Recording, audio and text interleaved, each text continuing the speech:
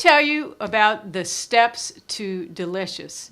And as you have seen in the clip we had on the 8 basic principles of health supportive eating and food selection, the 8th principle, and one that I think is the most important, is delicious. To me, if the food doesn't taste good, it's not going to be as health supportive to you. So the steps to delicious, first of all, choose quality ingredients. Secondly, you want to cook those ingredients or prepare them in a way that's going to really bring out the best in those foods. And sometimes it means cooking the food, or other foods it might mean eating it raw. And thirdly, we want to use ingredients that will build the flavor in the food. And those ingredients would include the right amount of fat, acid, salt, sweet. And as Chef Rebecca Katz calls these, it's FASS, or FASS. Here are examples of food ingredients you can use to build delicious flavor in your recipes. We talked about using the right amount of fat. In the butternut squash recipe, we're going to saute our vegetables in extra virgin olive oil. Of course, other oils would work for fat. We're also going to add fat to the dish by making a cashew cream.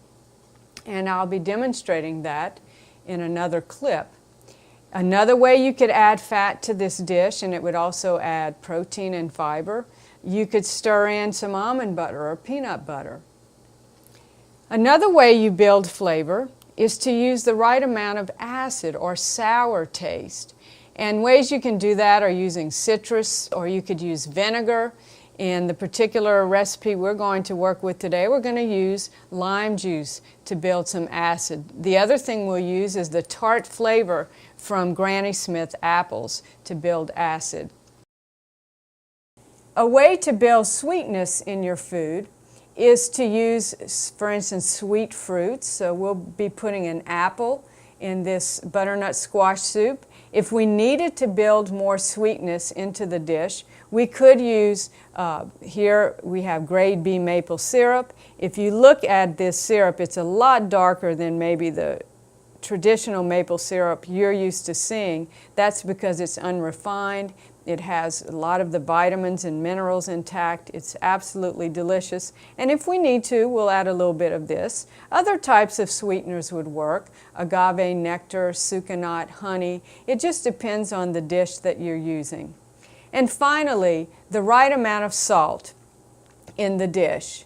And salt will bring out the flavors of all the other taste and the ingredients in the food. And I'm going to use sea salt. I pretty much exclusively use sea salt in my recipes. It doesn't have the bitterness that table salt can have. Table salt also has dextrose added to it, which means that it takes more of the table salt to make something taste salty. The way we're going to build flavor is by making this butternut squash soup, and I will show you as we go how to prepare the soup and build flavor in this soup. And the ingredient list is rather simple. We have a butternut squash, and I'll explain to you in a little bit why this one's all sort of wrinkly. We have an onion, and believe it or not, when you cook an onion, that will build sweetness in the dish, because when you cook the onion, the sweet flavors in the onion come up. There's a butternut, a Granny Smith apple in here. We're going to use a ready-made broth. This is a vegetable broth. You can make your own vegetable broth if you'd like, but as a time saver, we're going to use already prepared broth. We're going to use a little olive oil. As you know, that will build some fat flavor. We're going to have a little bit of ginger in the dish, and that will build a nice little spicy pungency. If we need to add some more acid to the dish, we'll use lime. And the 2 basic spices are going to be curry powder and salt.